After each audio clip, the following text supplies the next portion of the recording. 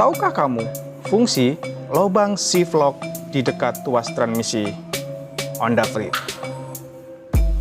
Saksikan terus video ini. Kita bumper dulu.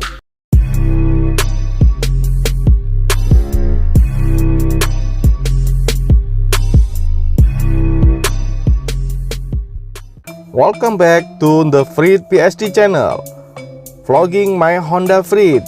Sebelum lanjut, jangan lupa subscribe, tekan tanda lonceng agar selalu dapat update tentang Freed.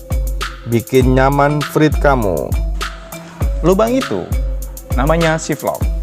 Dia fungsinya untuk membuka kunci agar tuas gigi metiknya bisa dipindah-pindahin. Kadang-kadang kita pernah lihat kan parkir di mall atau di supermarket dengan parkir paralel itu didorong dari belakang nggak bisa. Kenapa?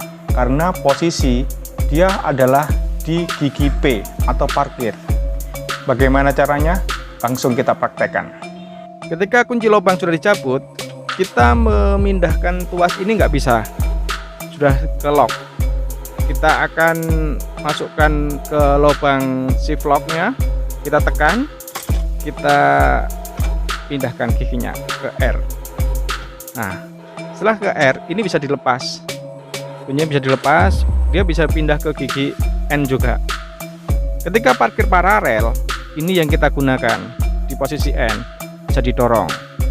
Orang-orang mungkin nggak melakukan seperti itu, mungkin lupa atau nggak tahu. Jadi dia di posisinya P terus.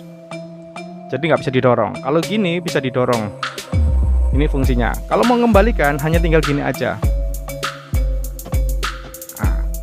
Untuk fungsi kedua, lubang shift lock ini bisa ketika kita mau membuka head unit.